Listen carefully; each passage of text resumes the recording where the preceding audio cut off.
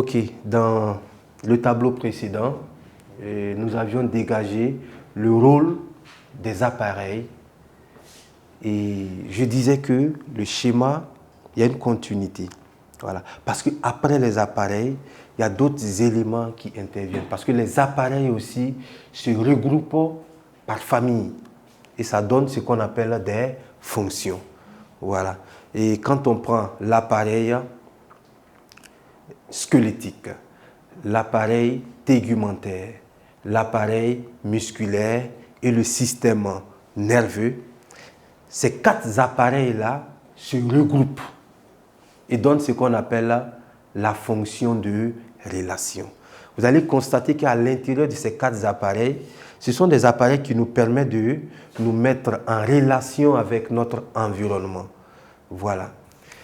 Et deuxièmement, nous avons une autre fonction, la fonction de nutrition qui regroupe les appareils tels que l'appareil digestif, l'appareil circulatoire, l'appareil respiratoire, l'appareil urinaire. Voilà. Ces différents appareils-là aussi constituent la fonction de nutrition. Et enfin, nous avons le troisième cas qui est la fonction de reproduction qui fait intervenir l'appareil reproducteur. Voilà. Donc, ça rappelle un peu le programme de SVT en classe de 3e. C'est divisé, n'est-ce pas, dans cet ordre-là. Quand vous prenez le thème 1, c'est intitulé « Organes et fonctions de relation ». Voilà. Dans ce thème-là, dans ce grand groupe-là, vous allez constater que les appareils que je viens de citer, l'appareil squelettique, l'appareil tégumentaire, l'appareil musculaire et le système nerveux se trouvent dans cet ensemble. C'est ce qui forme justement les 4 chapitres de ce premier thème. Voilà. Donc, nous allons mettre cela dans un tableau pour faciliter justement l'apprentissage.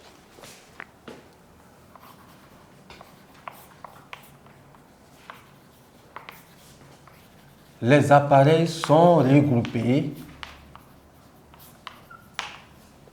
Les appareils sont regroupés en 3 grandes fonctions.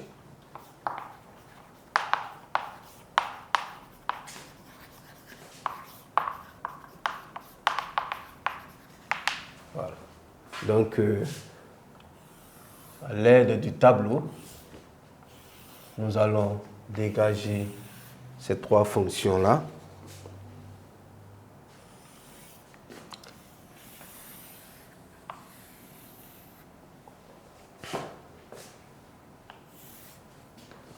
Les grandes fonctions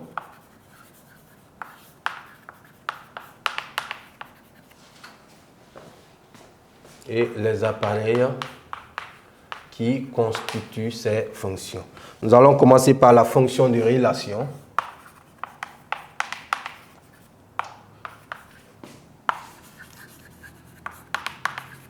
Voilà. Les appareils qui constituent cette fonction, nous avons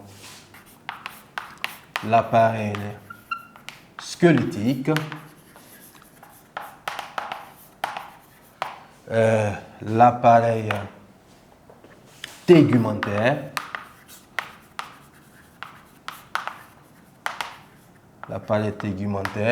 l'appareil musculaire,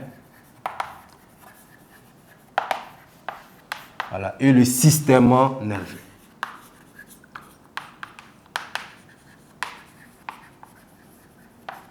Et le système nerveux. Là, c'est la toute première fonction. Ensuite, la fonction de nutrition. Cette fonction fait appel à l'appareil digestif.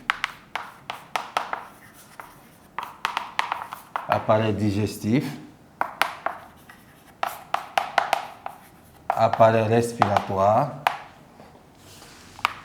à l'appareil circulatoire,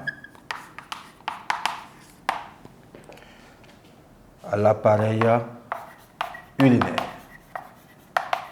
Voilà.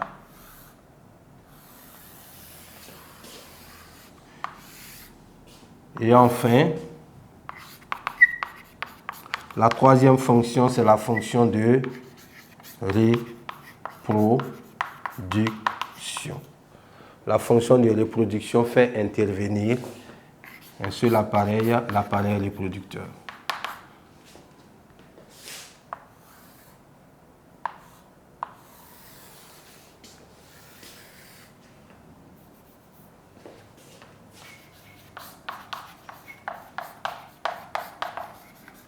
Voilà. Donc, voici résumé les trois grandes fonctions qui constituent les trois premiers thèmes de notre programme de cette année. Voilà. Donc, en résumé, quand on prend cellule, pour une définition, pour résumer tout ce que nous avions vu, la cellule, unité anatomique et physiologique de l'organisme vivant. Les cellules se regroupent pour donner des tissus. Les tissus se regroupent pour donner des organes. Voilà. Les organes donnent des appareils.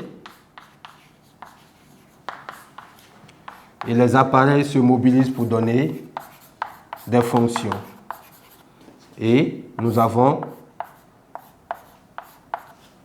trois grands types de fonctions. La fonction de relation, la fonction de nutrition et la fonction de reproduction. Voilà.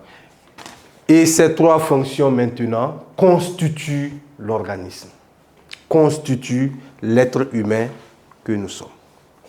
Donc, chers apprenants, chers élèves, nous sommes au terme de ce tout premier chapitre, le chapitre introductif intitulé « Étude de l'organisation interne des mammifères » que nous avions divisé en deux petites leçons.